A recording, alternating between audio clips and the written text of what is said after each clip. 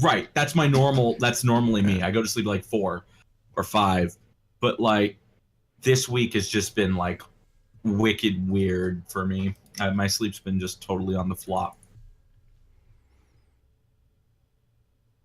Andrew, what have you been working on these days? Andrew, I just want to point out something very important, or I want to ask you something very important. What's up? Did you get a haircut? At some point, but I cut my own hair, but it might have been 2 weeks ago. So my hair's grown back a little bit. It looks good. Thank you. Appreciate that. Yeah, I'm thinking about just getting rid of all of the hair on the top of my head, but the problem is that when I'm nervous, I scratch my head. So you want to have some cushion in there. Bloody sores on my head, which I just really don't want. That's understandable. Yeah, well, yeah. So I don't want to shave my head and then just be like, look like I just got in a fight with a knife or a straight edge. Kevin, good morning. How are you doing today? I am definitely doing. I don't know. I just got up and I'm like, I haven't done anything yet. Well, I'm glad to hear it. Thank you for waking up for the podcast. I know 2 o'clock, or the recording time is a little bit earlier today, but that's because I have an outing at 3 with some friends, and then we're going to Costco at 4:30 to pick up pizzas for the 100th tournament at Super Smash Brothers. Did that just happen? Which is happening at 6, so we're gonna get pizzas. Intense. It's pretty awesome. Actually, by the time this podcast goes up, the tournament would have already happened. So, dude, what an amazing tournament! Let me tell you. The winner. Wow, I can't believe he won. Insane. Dude, I cannot believe he won with that character, dude. Can you believe it, dude? Dude, I just can't. Insane. Who plays that character anymore? Wait, I no know. one even It's does that. Are you incredible. Huh? Are you recording already? Yes. Oh, okay. Welcome, everybody, to the Game Development Club at San Jose State's podcast, episode number 7. I did the intro just now because, 1, you mentioned it, and 2, Lily just joined the call. So. Oh, hello. Perfect timing. Lily. So, if you couldn't already tell from the pre-show, Andrew is here. Yeah, I can see him. Then he cut all his hair off. Yeah. See, she noticed it too. Okay, wow, that's amazing. It must have been a week ago. Well, we haven't seen you in or a while ago. We haven't done our podcast in a week. We haven't had the podcast in a week. We didn't do last week. Yeah, so I must have shaved it 2 weeks ago. We missed last week. Well, congratulations, Andrew. Yeah. Kevin is also here. Hello. Lily is also here. Hello, it is me. Carlo is also here. Hello. And we have Matthew, who is not here. Okay, so. Well, what about Adam? Is he coming? Oh no, he's for future podcasts. He got added. He's DLC. He got added to the. We're still downloading the Adam pack. It's a nickels and pennies, honestly. Today we have a little bit of a docket going on here. It's actually carryovers from last week that we didn't get to, and I specifically kind of structured it this way. Andrew, would you like to talk about Red Dead at all? Because I know there's a little bit of stuff to talk about. There is a little to talk about Red Dead this week. I think we could probably just touch on it for like 5 minutes or less. See, we experimented with the first podcast, like doing. I think maybe what we'll do is we'll do like a little bit of gaming news, and then we'll do like a game development topic, and then we'll do the game generator. I just think it'd be interesting to occasionally talk about what we're developing too, like what we're excited about right now. You know, we actually completely, like, you asked us, I think for the 6th episode, hey, can I talk about AudioZo for a second? We're like, oh yeah, sure, we'll throw that in there. And then we just completely forgot because we got sidetracked by all the topics. So yeah, I mean, it's not that I have to talk about what I'm doing. I just think it's fun to talk about what we're excited about. I absolutely agree. So let's go ahead and do that first. So top of the blue da. Top of the docket today is games we're excited about and what we're working on. So, right. Andrew, why don't you start us out here since you had something you wanted to talk to us about? So yeah, I've been working on AudioZoe a lot the last couple of weeks, but not in the ways that I normally am. I.e., it's not been all code for once. I've been working with a concept/3D artist on character designs, which has been really exciting and really fun. It's actually interesting.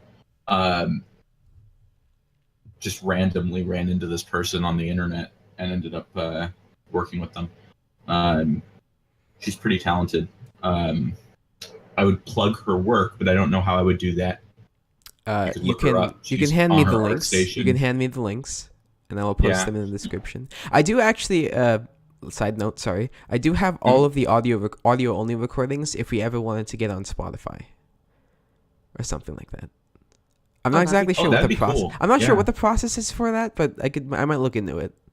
Yeah, that'd be pretty cool. So, Andrew, you found your artist. You're gonna give me the link later.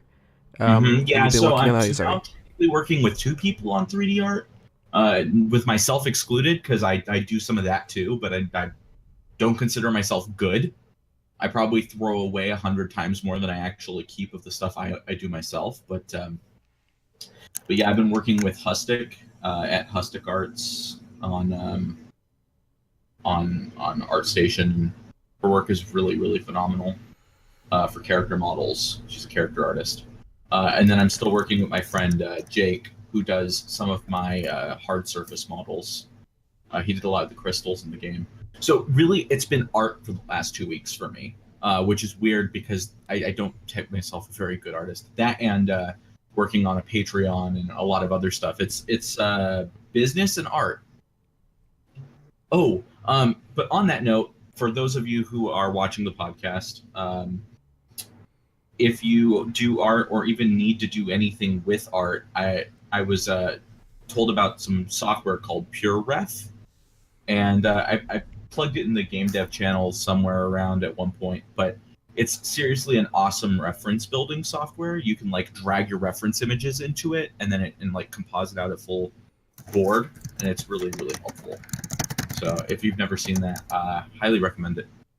Lily, as the artist in the room, what do you like using? Are you a pure refer? I would actually like to ask Andrew to repeat what was the name of the PureRef, PUREREF. I'll type it into the PureRef. Okay. I didn't quite understand. Yeah, have you seen that before? The feedback from the mic, but are you getting feedback from my mic? No, just just the natural, natural, like the microphones aren't. Anyways, Carlo, what was your question? What do you use to make art? What do I use? What do you use for references? I use for references? When you're using reference art, like what do you look for? Like how do you put it all together? Like I know some artists will use like Photoshop and they'll just put all the reference images into Photoshop. Oh well, actually. And like not even just like real life references, like I can just Google whatever I want for real life references, but for sometimes I'll take inspiration from like other like actual like, artists' work. Like I'll admire how they do a technique or whatever. I'll just save it as reference, and those I just find like through social media and stuff like that. And like whenever like I like reference off of something else, like it's not I don't like. Sometimes I'll take like a real image and like paste it into the canvas I'm working on, like on a separate layer, and then just kind of like reference off of that. Like it's the easiest and like most straightforward way to do it. I don't think there's really any unique way other artists do it as well. Fair enough. Do you mind if I try and turn on a screen share and see if this works? I could show you what I'm talking about with PureRef. It's pretty cool. I would like to point out that the podcast listeners will not see what you're looking at. I just wanted to point out that the mug you have looks like it looks copper. Is that an entirely copper mug you have there? It's not. It's one of those double insulated. I think it's actually might be steel. I got this at QuakeCon this year. Mug. Really? So I actually got 2 of these this year. I got this one at QuakeCon. It's orange, yeah. Yeah, it's stout. It's orange and it has the Quake logo on it. That's pretty awesome. How many liters of beer can you chug in that at once? If I drink beer, 2 cans, but I actually drink LaCroix, which is just basically not good tasting water. But you said that right. It's fizzy. Yeah. But I put 2 of them in this, and you can put 2 of them because it really will hold about 2 cans of liquid. It's pretty amazing. But because it's a double-walled mug, the wall only meets up here at the lip. So what happens is that it's insulated against like the outside temperature, and it doesn't let all the cool out, so the water stays really That's pretty cold cool. for a long time. Yeah, So, highly recommend double wall glasses and mugs. Kevin, Hello. what are you working on? I'm working on a VR submarine horror mystery adventure game. Yes, It's I very. What? really quickly, I don't know if you know this, but I made your group in the Discord. It's called Oh, okay. VR Sub, the vehicle, not the food. Nice. Nice. Anyway, describe your Yeah. VR sub game.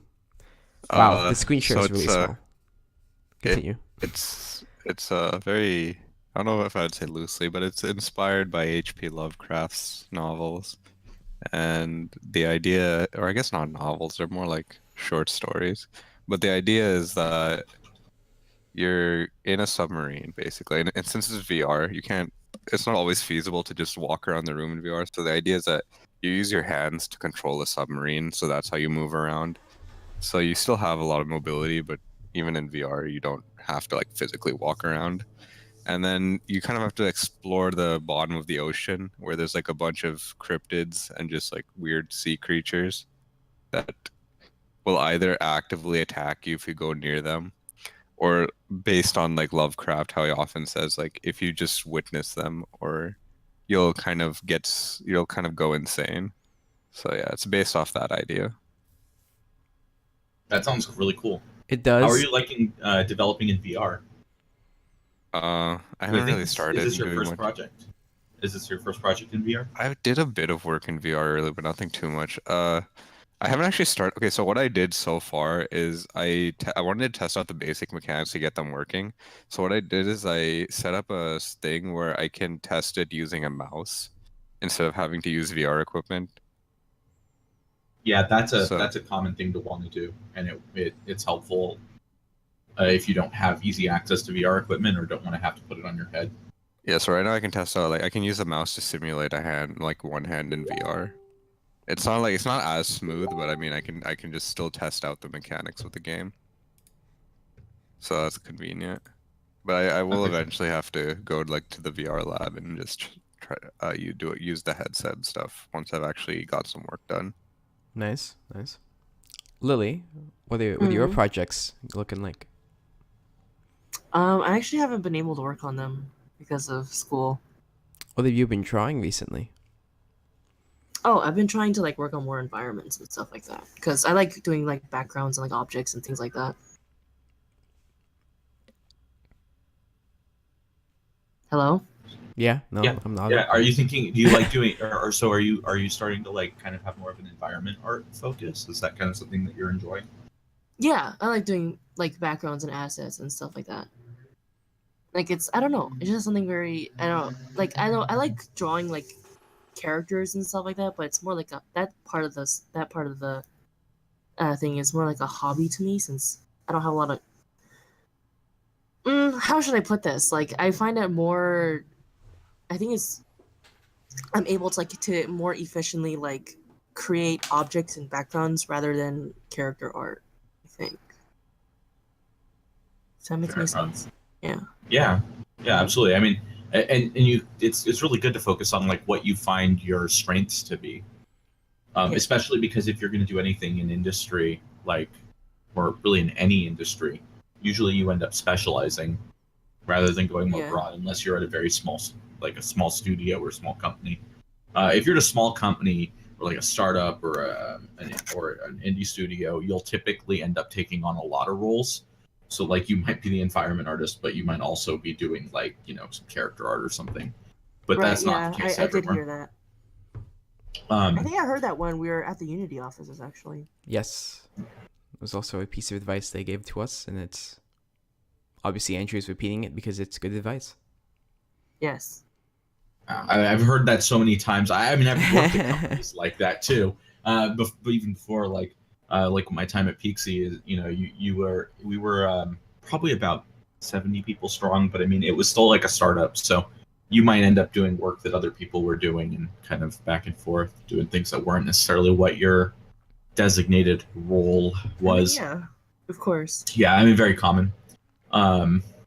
kind of cool stuff though.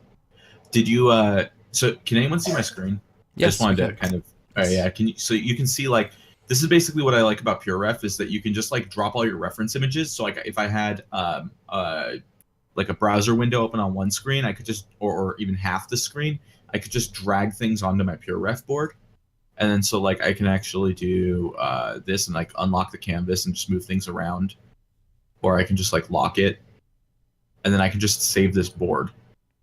And it's like a lot easier than working with something like Photoshop to do the same thing from my experience. Oh no, this is So. this is actually really good because I haven't bothered to like sort all my references. They're just kind of like in my bookmarks somewhere. So I think sorting them like that is probably like really incredibly useful. So Yeah, it's been like super cool because even though I only found out about this like 2 weeks ago, I went and did boards that were basically just all the things I had already thought of for Audio Zoe, like that for over the years I've been working on it, and I started like putting boards together, like this is obviously a geometry and like level geometry and like architecture board, just to give you an idea of what it was. But I just wanted to show you guys that before we continue. How do I go back to camera? Camera? There we go. Yeah, turn off screen share. Yeah, there we go. All right, cool. You guys can't see my screen anymore? Yeah, Sorry. we see your face. yes. Your face. My face. All right. So, yeah. I guess Carlo, that leaves you. Wow. Thank you for asking, So I have 4 projects that are currently in the pipeline. Some of them are going slower than others, of course. The slower ones are unfortunately the VR ones, mostly because one of them is a sword and shield fighting game, and I met someone who's an animation major. Well, actually, I didn't meet him recently, but I recently got back in touch with him, and he's modeling. Okay, and he's modeling. Sorry, that's my roommate's TV. Oh, it's okay. And he's modeling I think most of you guys are familiar with like the Spartan statue in the art quad. He's modeling that, and you're gonna play as that dude, and you're gonna kick names and take ass. Basically. Yeah. It's really simple, but I kind of want it to be sort of animation based, where like if the enemy swipes at you, you use the shield and then counterattack kind of thing. So.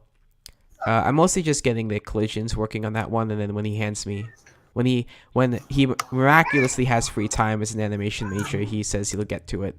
He did say he is modeling it now, so I'll let him. So that's kind of like in the okay, we'll just go at his pace kind of a thing. But I'm excited about it because it is something like I like Punch Out, so I'm kind of excited to work on like a pattern based combat system ish in VR. Sounds really fun. Yeah. I hope it is. I mean, it's fun to work on. Well, it's regardless of whether the game ends up fun, it sounds like a fun project. I'm working. The idea sounds fun. Oh yeah. But the project sounds even more fun. I'm working on something for Google Cardboard, which is it's kind of like a tabletop tower defense is what I've described it as. Where it's kind of like Plants vs Zombies basically, where you have multiple lanes and then you point at stuff with your face to like interact with it, because it's kind of I'm trying to see what you can do in VR without a controller, basically is the idea. Right. I mostly just have a very simple ray tracer that just checks where they're looking at. That's all I have working right now, and it works with buttons right now. The other 2 ones that are actually, I mean, they're technically both for the club's theme, but I don't think one of them will get finished before the end of the semester. One of them it's actually the 2-player Android game.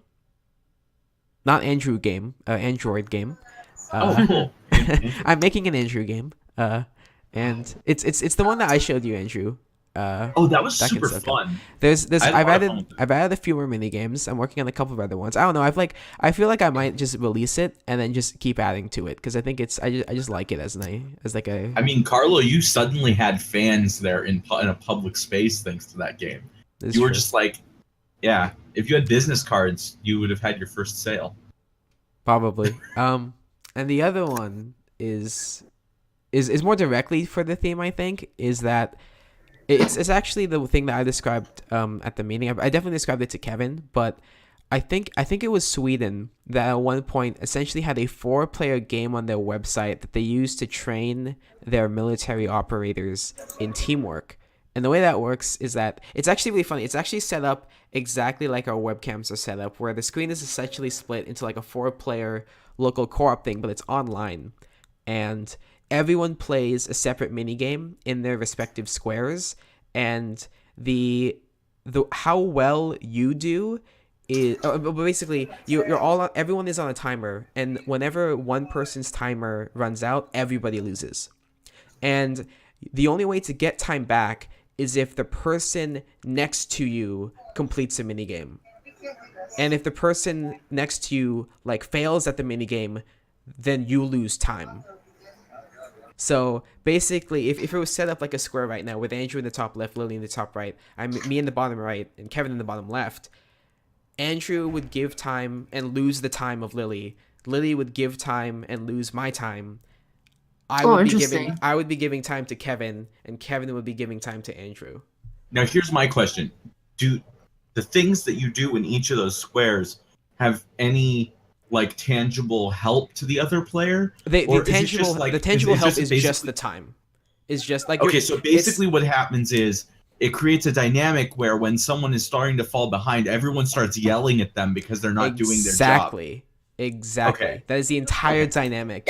And I remember I only found it because my friend, when we were playing Counter-Strike Global Offensive a little bit more competitively, he was like, we have to try this and work as a team and learn how to blah, blah, blah and communicate and stuff. Like you'd say like, oh, I hate this minigame. I'm not going to do well. Like I need, like, can you give me more time to do this minigame? And it's like, okay, I'll like try and finish mine faster. It's like, it is, I think it's a really cool idea. It's actually a very clever idea, yeah. It is really clever, and I'm like, man, it's the military definitely came up with peer this. pressure at its best. It is. So I'm making it for the arcade cabinet, which is a bit of a challenge because I have to restrict it to like 4 to 2 buttons, and the idea being 2 players control each of the sticks, and then the buttons are each a different player.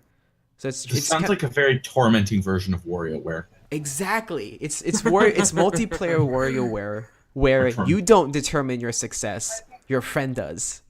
Oh my gosh, that sounds amazing. I know. That's the whole idea.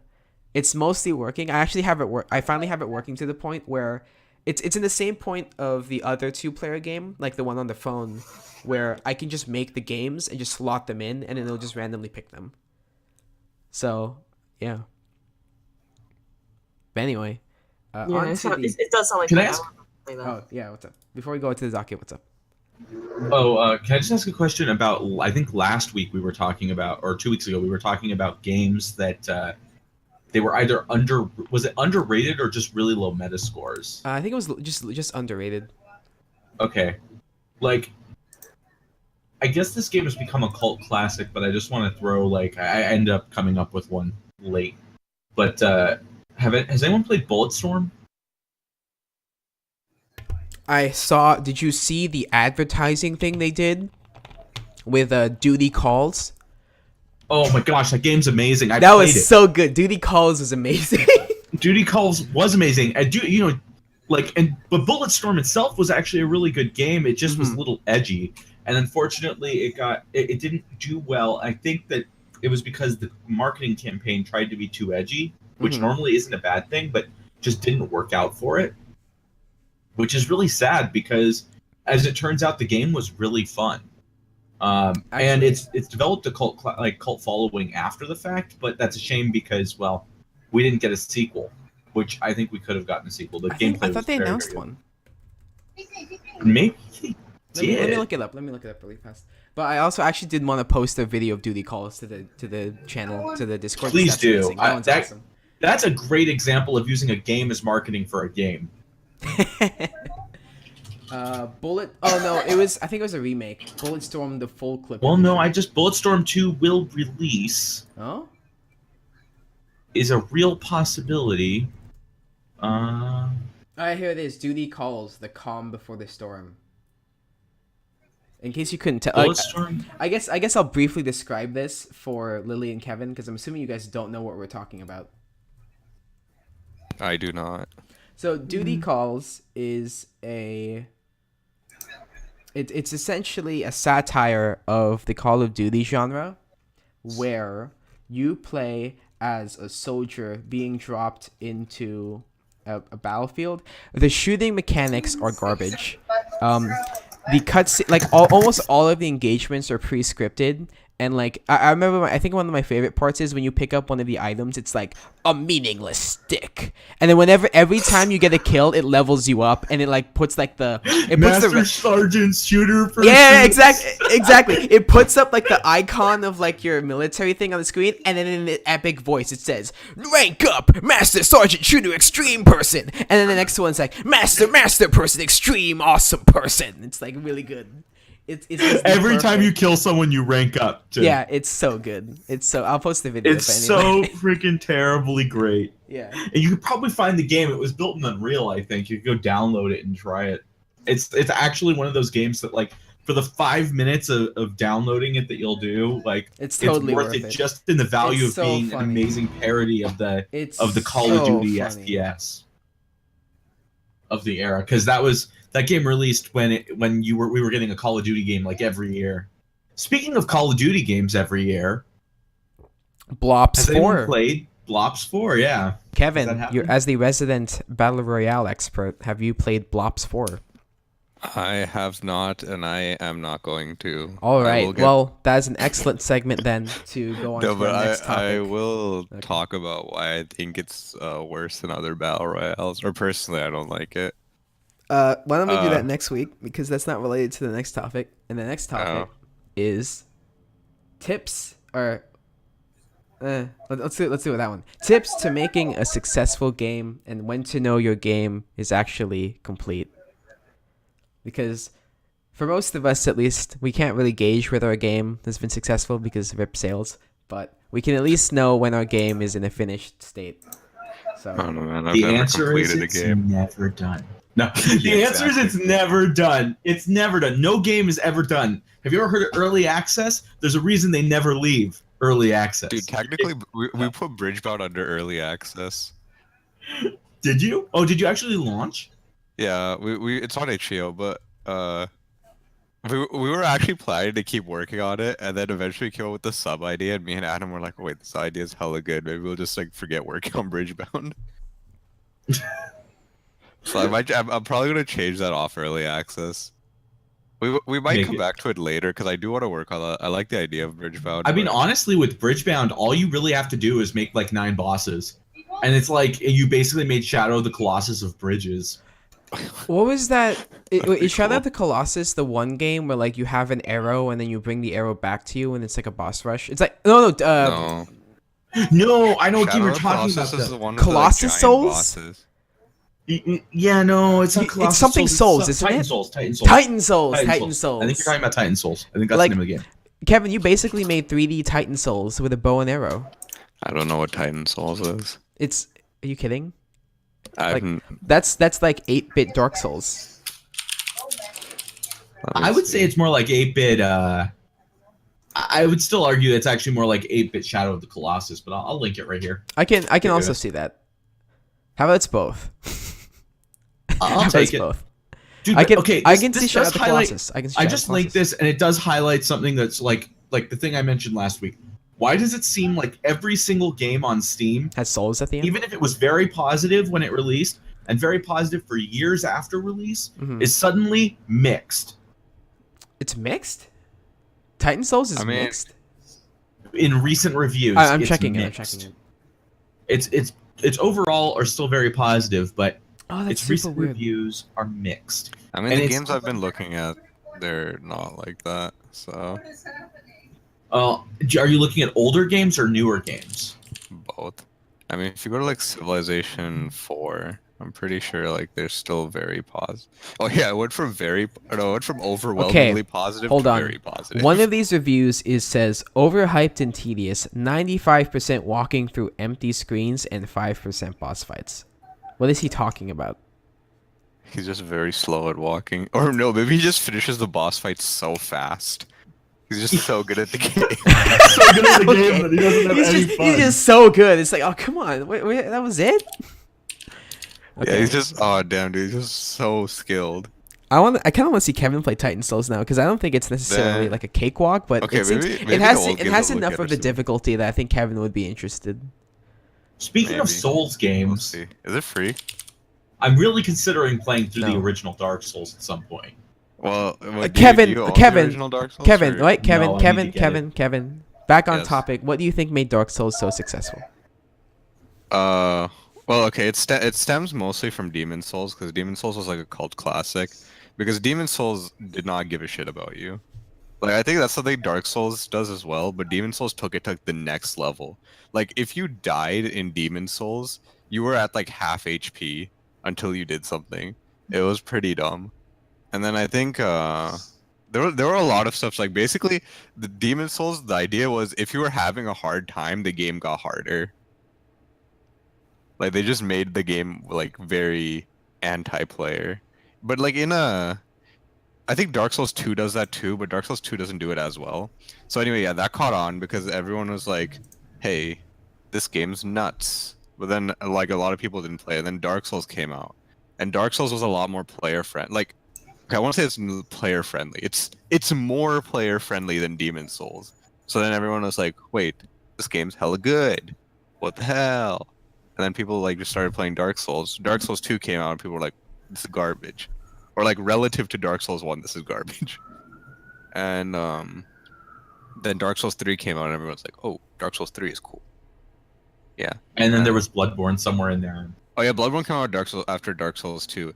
Bloodborne was like I'm pretty sure people still rate Bloodborne as like the best game on PS4. I think Horizon Zero I think Dawn- God of War. I bet you God of Oh, War is it's- rated It's higher either now. got it could be Spider-Man now too. Oh yeah, now it might be Spyro. There are a lot of good games on PS4 right now. No, but like when it came out, I'm pretty sure. Okay, the thing that No, saved, I think for years Bloodborne probably yeah, was the the best thing rated that game. saved PS4 was probably Bloodborne because I think when it came out, that was like the exclusive. And Yeah, Bloodborne, it's you're right, and it's still not on PC, which is a shame because it's the only, but it's the Souls-like game that I want to play.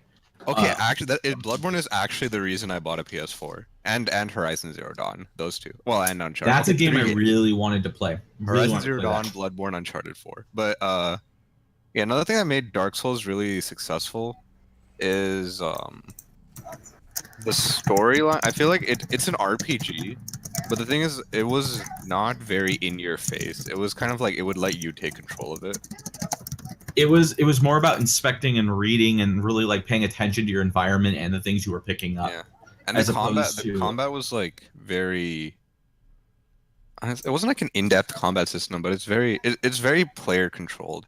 Like you feel like you've done something and you've accomplished speaking something. of combat, sorry, you reminded me of something. I was playing For Honor with Chaz this week. Have you tried that? I have it downloaded, but I haven't played it recently because my laptop doesn't run it very well. Okay, fair enough. If you can get it working, maybe next time Chaz and I play up, you can get on board with us, because they have a very interesting combat system. I mean, it's basically like a 3-layered.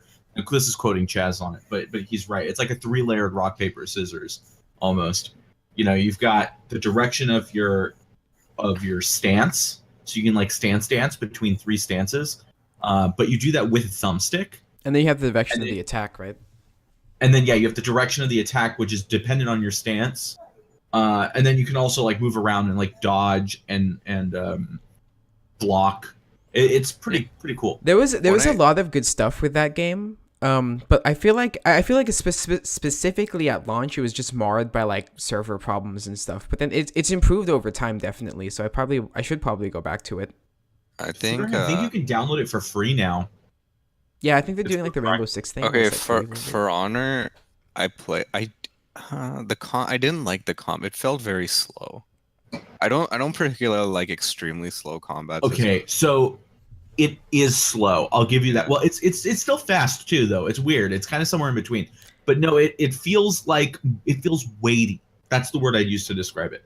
Yeah. And I don't always like games like this, but I think For Honor did it well because the idea behind For Honor is it's supposed to feel like you're getting into a sword fight with someone, and your attacks your attacks, like choosing to make an attack and failing it, is punishing in this game. Yeah, Like, no, very punishing. I can see how it's good, but I just don't like that. Like, Oh, I totally respect it's a that. similar Yeah. reason why I like Dark Souls 3 over Dark Souls 1. Because I do like Dark Souls 1 combat, but Dark Souls 3 is just basically faster, and I enjoy Yeah. that.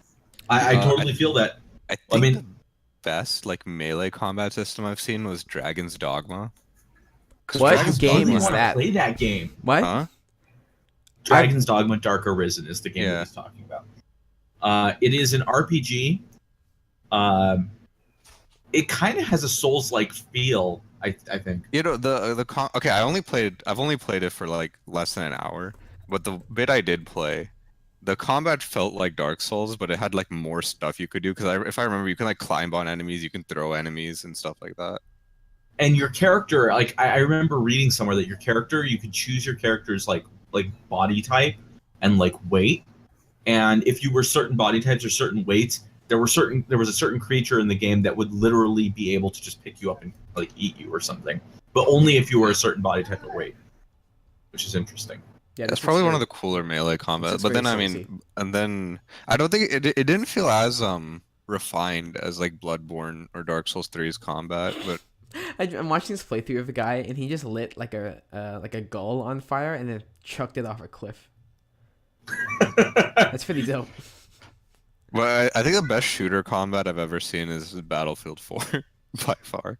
I think so. Solid mechanics, really important. Lily, I want to bring you in this conversation really quickly. You played a lot of Stardew Valley.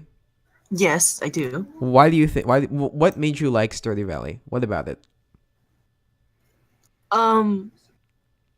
Well, okay. First of all, I have I'm like highly sensitive to food and games. So like I think the first drawing point of the game is that I like farming games because I like eating vegetables.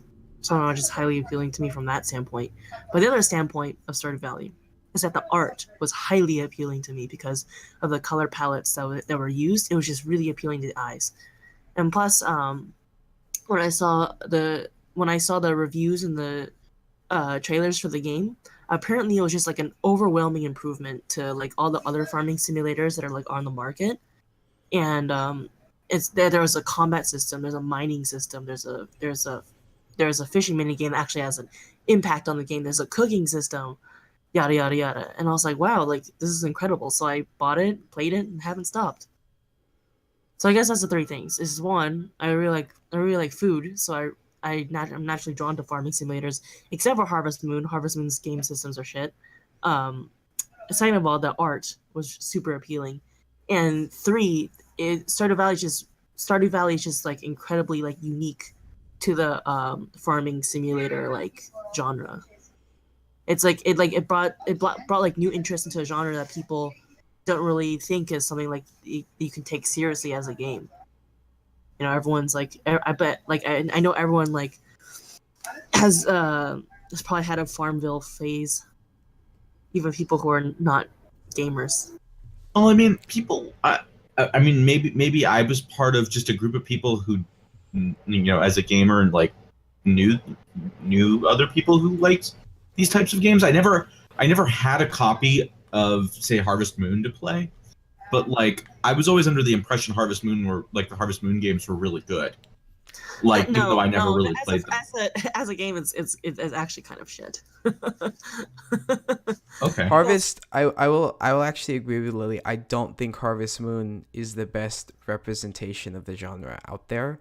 I understand. It was like the only representation for a long time. Yes, I understand that it is very popular because I think on the DS it's fine, but usually what the Harvest Moon games boiled down to was I will say its gameplay loop was mostly like for the first few days you're just given the tutorial of like, oh, you set up the crops, water them, then come back tomorrow, and that's kind of it.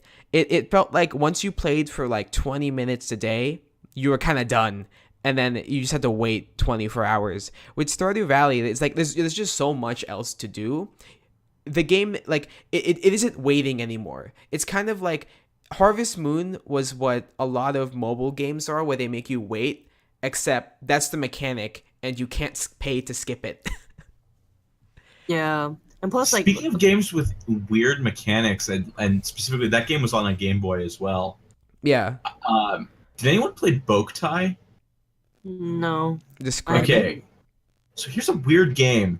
It actually had a light sensor in the cartridge. Oh, I love those Okay. kinds of games that have like that cool So- thing sticking out of it. Yeah. So you had the power of the sun in your hands, and so like you can like slay things during the daylight, but you'd have to play outside. So here's a problem, right? Herein lies a big problem with the game. The idea is brilliant, but the execution doesn't work because you can't see the screen in the sun. You know, because like the sunlight's on your Game Boy, Right. and you're like trying to get light on the sensor because it's like on your screen too, That's and pretty you can't good. see anything. And then at night you can't play when you're like, oh, I'll just hide in my room and I'll just play this game and enjoy it. That And you actually can't do that because sounds. you're powerless. But the idea could be translated into an amazing game today. I feel like on a mobile device because they have light sensors. If someone did it. That kind of sounds cool, but also it's another thing where just make that a mechanic in the game. Like I understand what they're going for, but sometimes not having it be realistic makes it more fun. Oh, I agree. But I mean, it wasn't realistic. It was just that you were like basically your data point for your your Was damage. interfering with the actual like device. Yeah, itself. so that's the problem. But you know, the thing is, it could actually This wire. work. Oh. It could work if it wasn't based on sunlight. If it was just based on light, like if it was just ambient light, like I could see that working. Like sitting in you could go and there could be advantages to dark and light. So like you could sit in a dark room and play this game, or you could sit in a bright room and play this game, and it would give you different advantages, but not necessarily make the game unplayable in any way. And I think that's how you would translate that today. I think that would be pretty. What if? Okay, hold on. What if, like they're doing with Let's Pokemon Let's Go Eevee, you had to carry around like a little light sensor, and then you bring it around, whatever, you put it on your like belt, and then when you it's like a USB thing too, so you plug it back into your computer or like your whatever console, because most consoles have USB things, and then it like reads the data, and it's like you collected this much sunlight, and then Yeah, well, it kind of reminds me of. Do you remember those Pokemon? They were Pikachu, like they were little Pikachu like Tamagotchis. yeah, what that was one of I that was for the had DS both of games, them. wasn't it? One of the DS games, I think. Oh no, it was before the DS. I think Really? they had them. They were little like because it was for me. It was in middle school. Like Well, okay, wait. Are you talking Um, about the specific Pokemon Tamagotchis, or you mean the actual Tamagotchis? yes, the Pokemon ones. They were yellow and they were silver and they were Pikachus. You had a Pikachu. Would on it? this, Would on it, this, are you like, sure it Tamagotchi. wasn't perhaps for Pokemon Gold and I know. Silver? I probably. You want me to find it? I'll find it for you. Yeah, I'll find find it.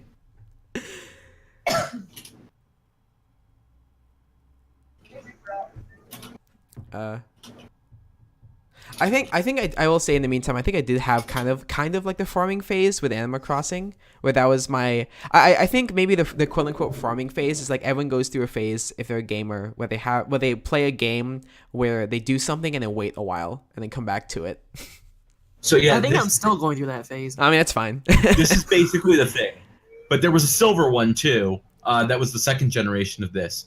But here's the thing. Oh, okay. So I had these, okay, and I used to be part of marching band. So you so- get all the steps from. Yeah, I didn't enjoy being part of marching band at all because it was always hot out in Southern California and I was like dying. But I could totally justify going out because I was getting steps for my game. Nice. Yeah. Yeah. So that was good times. Irrelevant knowledge about me. So let's round back to the original question for a second. Mhm. The original question was when do you know if your game is done? And what makes a successful game?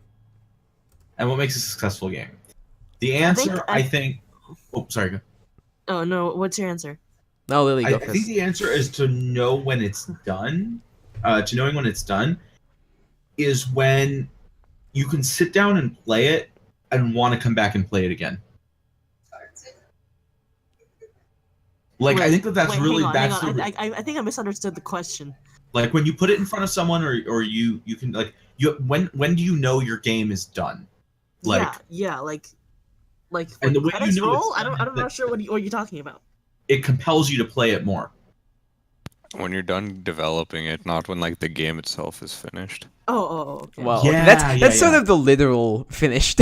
Yeah. I mean, but both of those things are true. It's like Yeah. a game is done when it doesn't want to let you be done with it. You know, I see. I mean, not all games have a lot of replayability, but even so, like the game is done when there was when you get through the experience and you feel like you had a compelling experience, or maybe that's hard to judge as the developer, but you can put it in front of someone else and they want to play more. Again, this is a very broad question on purpose. It is a broad question. I think that it's and there's of course a lot of things to it, because like obviously you can have a game that feels done for half the game and is a broken mess because you didn't have enough budget to finish it. I guess that's really a consistency question, I think, is the real answer, and it's a budget question. Do you have enough budget to keep going? Lily, Or is what? budget even a thing that matters to you? Lily, no. you were gonna say something. You had an idea on it as well. I think I misinterpreted the question. Give us your answer anyway. Okay, so the question was that when do you know when your game is finished? And I was gonna say like the player determines whether it's finished. Because like I was thinking not from a developer standpoint, but from like when a player like plays a game, they're not finished with it until they've become bored of it or tired of it. Wrapping that back to answer the question, if when the developer thinks the game is over, doesn't not perfectly, but when it doesn't align correctly or like close enough to when the player thinks it's over, then like then I think there's a disconnect. When there's a disconnect between those 2 points, I think there is a problem. So when they line up, I think maybe there's more success there. I don't know, like Bethesda has stopped working on Skyrim a long time ago. I'm not. No. I don't mean development time. I mean in terms of where they think players should end and stop playing their game. Like obviously with Bethesda, with Skyrim, is kind of like it's a sandbox. They should like preferably just play until I guess the end of our story. Play until the end of time. Yeah, and then people end up playing it to the end of time. So for them, I guess going past the point of expectation is great. Like for Toby Fox, he's probably like people will probably, because remember Undertale was kind of like people are just gonna play it. It'll be a niche thing, and then people kept playing it over and over again because they love the story and they want to find all the endings. And it's like, oh, okay, well. Yeah. Like for him, like the playtime surpassed their expectations. But admittedly for me, like whenever someone plays like that one like gyroscope thing I did, Concept Tilt, and they only get past like their first world, I'm kind of like, that's not where I thought people would end up. Like I thought they'd at least get through like the main part, and they didn't. So for me, that I don't think the game was successful because people didn't get all the way through where I thought, or like they didn't see everything I wanted to show them. Mm-hmm. Then maybe I would actually argue I don't think your game was unsuccessful. I think it might just not have been done, because there was still a little bit of balance tweaking you needed to do to get it to the point where, like, if you really wanted them to see everything. Now, I mean, mind you, there are some games that are designed with the sole intent that the player will either suffer or want to like find the nearest building, like. You know, you never know like what the developer's intent is to either. But there are some games. I mean, look at Dark Souls, where they can be excessively challenging on purpose sometimes, and that's not a bad thing. But it's about being able to capture what you intend to capture. Mm-hmm. You know, when it captures your vision, that could be the answer of done. Oh, wait, okay, since we mentioned Dark Souls, I have to jump in here. Okay, I gotta point out, Dark Souls 1, Dark Souls 3, and Bloodborne are more about indifference than anything. Dark Souls 2 and Demon Souls are about, like, making the player hate themselves. That's it's a good distinction. Yeah. No, it's a good distinction, because, I mean, it is true that while it is a franchise, it is not true that every one of the games in it are have the same design ethos. Mm-hmm. You know, I think that's why people don't really like Dark Souls 2. For some reason, people like Demon Souls despite that, but that's why people don't like Dark Souls 2, because Dark Souls 1, it didn't really care whether or not you were finding it hard or not. Dark Souls 2 went out of its way to be like, hey, look at me, I'm hard. Okay, wait, It was like the but- it was the edgy middle schooler of the franchise. yeah, like, hey, Lamau. check out this difficulty. Oh, snap, Hey, dude. hey, when you die, you lose max HP. Oh, snap, dude. Wow. Okay. No, epic troll. Much microphone. Yeah. Well, I'm glad everyone got a point in on that one. I think I don't think I really made a point about it. I was just talking about Dark Souls. You made a point about Dark Souls Hey, relating. I to went the out of my topic. way to make sure there was some Dark Souls conversation. Absolutely, Thank just for you. Kevin. Just for Kevin. Yeah, just for Kevin. Actually, it's getting close to 3. We can let's go ahead and jump to the last segment here. The game generator. So we're gonna be designing a game based on this prompt from my game generator, and here we go. The prompt is, and I'm gonna put this in chat. Actually, I'm gonna copy and paste it. An arcade game where you break chocolate and you can customize your character.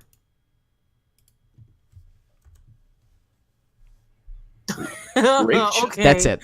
That's the whole. That's the Okay, whole First thing chocolate that bar. first thing that comes to mind. It's a candy themed game. Okay, yeah, I see. Okay, Yeah. Candy RPG. like Candy Box. Candy what? Is it Candy Box that I'm thinking of? Chocolate Box? What game is that? I don't know. The text one. You know, I can't think of any you mean- dark. you mean candy game. It's just like literally just candy game. Oh, Candy Box. Candy Box. That's what it is. Is that what I said? No, you said chocolate box. I did. I feel like I Isn't- said anyway. Isn't this just Candy Crush with a customized All right, guys. character? I have the game. All right, everyone, I have a game. Okay, here we go. All right, here we go. It's a game called Dark Fantasy, in which Oh, you no. slay chocolate and then collect chocolate like skulls and wear it. And it's dark chocolate. Have you Which is why wait? it's called Dark Have Fantasy. you played the game Bubble Tank before, No. Lily? I don't think so. Kevin? What? Have you played Bubble Tank? No one's played Bubble No. Tank? Okay, so basically in Bubble Tank, you play as a bubble that shoots other bubbles, and you collect the bubbles to increase the size and customize your bubble tank. So what if... So now, I'm going off this dark fantasy thing. What if I'm literally all of looking your at this weapons... right now. What if your weapons are chocolate? And you're fighting chocolate monsters to harvest their chocolate, and you use their chocolate to forge new chocolate weapons and chocolate armor. Exactly. This is like the Dessert Kingdom in Super Mario Odyssey, except Yeah. they're all chocolate. Yeah. I like the name Dark Fantasy too because it's a dark chocolate. That's pretty. joke. Yeah, it's dark chocolate, and then like, oh wait, maybe you're like a human that got somehow transported in this chocolate world, and then you have to like, slaying chocolate. like I'm imagining like this Oh, whole wait, like. dude, wait, the best part is that they make chocolate out of like different into different shapes. You could be like fighting like chocolate like dragons and Yeah. bunnies Oh, dude, and chocolate things like that. bunnies, dude. That's it. Chocolate bunnies, and like, there's a hunting system where you collect chocolate bunnies and chocolate bears, and then they're like, when they die, dude, and then when they die, they crack open, and a bunch of other candy spills out, like a and banana. then you can cook them in the cooking system. And then the cutscene takes like a minute. Yeah. Oh my god. Oh, dude, and Okay. all the trees are chocolate. And then the mortal enemy of like the chocolate people is like the cake people. Strawberry shortcake. Have you guys seen? Okay, has anyone seen any of the coverage for Red Dead Redemption that's been going on right now? Sorry to kind of end up off topic, but Well, you want to lasso chocolate? there you go. Dude, chocolate That's brilliant. horses on the plains. And then the sand is just sugar. Like the desert area is just entirely sugar. Okay, it just became an open world. It's an open world candy game. open world Dude, wait, chocolate the exploration game. volcano lava area is a chocolate fountain. Yeah, dude, I'm looking forward to those chocolate waterfalls. Dude, white chocolate water. No, it's like blue Chocolate dye. ice. Icing. Chocolate ice. Do wait a minute. Hold on. Chocolate ice over the This is starting to lakes. sound like the world of Sugar Rush instead of Wreck-It Ralph. Why not? I've never seen that. It's the movie. world where like Penelope von Schweetz is from, right? Yeah. Basically that, dude. That'd be dude, and then the spheres are like sharpened candy canes. Like you know how like when you Gosh. like suck on a candy cane, sometimes the end gets sharp. Yeah. It's that Yeah. Candy knife. candy knife. Kevin, Okay, did you so- want to add anything? Maybe like a Dark Souls mechanic in there to like Yeah, Dark Fantasy. bosses. Really? Actually, really, big Dark boss- Fantasy is a really good name. Yeah, I think that'd be really great. That name is. Kevin, is he gone? As he falls asleep. Just... Lily, do you want to add anything else? All I have to say is that Oh wait, shit, my mic was muted. Okay. Wait. So do you want me to say something on it? Yeah, go ahead. Yeah, do you have a game?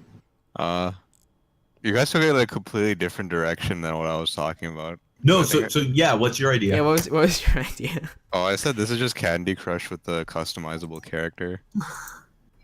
Oh, so it's Candy Crush, but like your customizable character has like different abilities for tiles and stuff. No, it's just your little character stands on the side, and then you're playing Candy Crush, except it's chocolate. It's I like very Dark Fantasy better. yeah, that'll probably be easier to develop. Definitely easier to Yeah, no, develop. you guys took it in a very, very different direction than what I thought. Maybe Dark Fantasy is actually like an over-the-top 16-bit style or 16-bit chocolate. That would be cool. That'd be really cool. Like, That'd be cool. dude, it's an open world 16-bit chocolate slaying game. There we go. Nailed it right in the head. That's the Yeah. elevator pitch right there. Yeah. Yeah, Lily, I mean that's The that. evil chocolate monsters. evil chocolate monsters. They taste so good. Victory is sweet. Oh, that's good. Oh, thank you. That's a good punchline. I like that one. Fruit punch. What if, Do like, it in the it's end. No, and like the mortal enemies like broccoli monsters. Okay, sorry. Oh no, I was thinking like, what if like you're like the tooth fairy, like you're trying to defeat chocolate so you don't rot any more kids' teeth. That could also be it. That could be the storyline. Maybe you get to choose the side. Maybe you're like, do I side with the chocolate people or the tooth fairy? Oh my god. It's a no. It's like a really like dramatic like war with like a long storyline and whatever. Yeah. Kevin, get on that. Okay, anyway. Chocolate rot or tooth rot? Tooth rot. Okay. Decay. Let's wrap up here. Thank you everybody for watching episode number 7. I know we missed last week, but you know we're busy. I was busy. Yeah, we're So- busy people.